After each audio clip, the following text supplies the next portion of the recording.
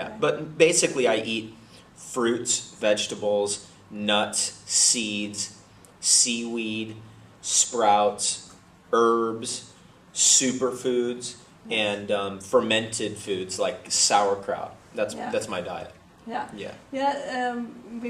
We're of course comparing diets and finding out how to do it.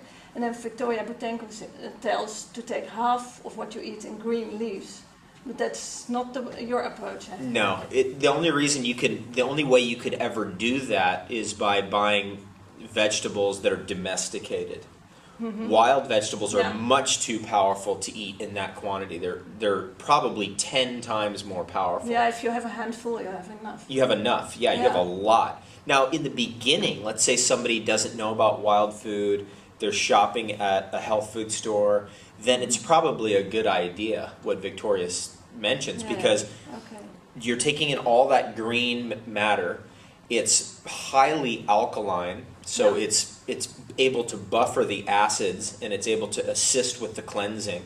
And I think it's a very powerful and important step for beginners to take in large amounts of blended green foods.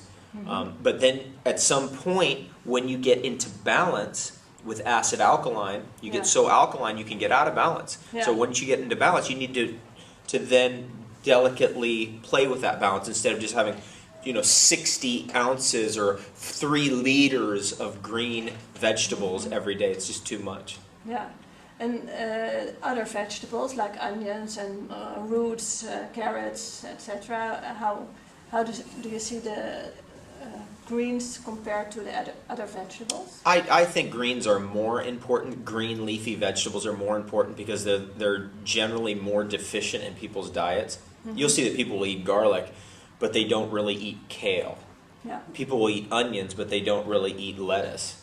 So we recommend the green vegetables simply for the reason that we know that most people don't eat enough of them. Mm-hmm. And green vegetables are also really good for exercising the chewing response. When you chew vegetables, you produce as much as 4 times more serotonin than you do in your normal waking state. Mm-hmm. And so the natural de-stressor is to chew vegetables.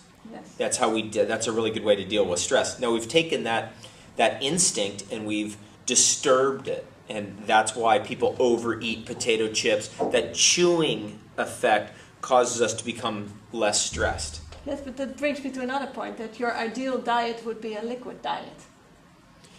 It is. I mean, my ideal diet is a liquid diet, but occasionally I have a small salad of wild herbs. That's kind of how I live. Mm-hmm. Mostly liquids, and then I have a small salad of wild herbs. That's ideal for me. Yeah, but then you don't chew. Well, I chew that little salad of herbs, but I don't really just drink liquids. Mm-hmm. I go by an old phrase that says, chew your juice, drink your food. Yeah. So when you're drinking a big smoothie of superfoods, you want to mix it with your saliva and fully, get the digestive juices going.